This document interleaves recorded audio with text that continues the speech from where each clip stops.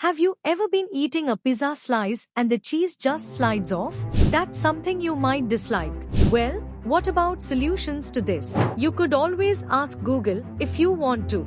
But the first answer you see could be worrisome. Because in May 2024, a user who asked about this to Google got an interesting response: use glue. And where is this response coming from? In the first half of 2024, Google was said to have rolled out an experimental search feature called AI Overviews across Chrome, Firefox, and its app browser.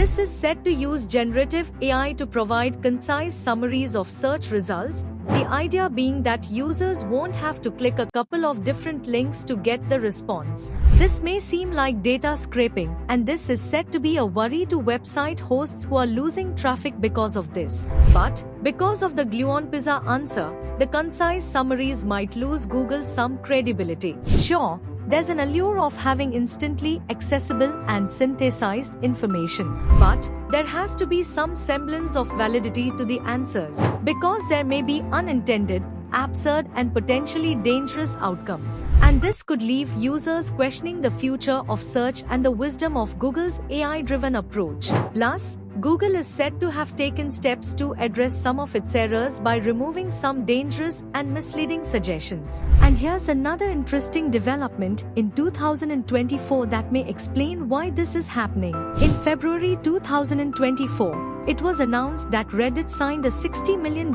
deal allowing Google to train AI models on its content. It's said that Reddit's API would be utilized to harness all the conversations and debates on Reddit. Think of all the in-depth conversations, niche hobby discourse, reactions to news and global events, and more. The idea may have been to use Reddit to make Google's AI more informed, relevant, and engaging. The issue is that AI may not have an inherent understanding of the truth. But then again, a lot of people may not have that understanding either. AI seems to be generating responses based on patterns in data it's been trained on.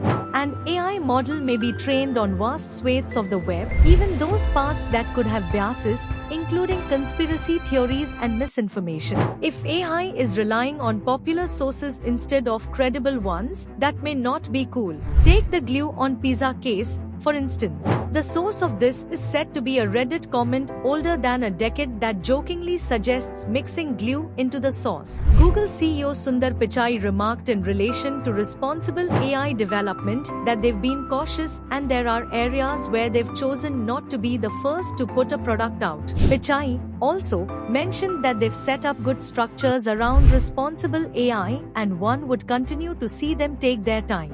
But OpenAI's developments and the need to stay ahead in the AI race may have prompted a change in strategy.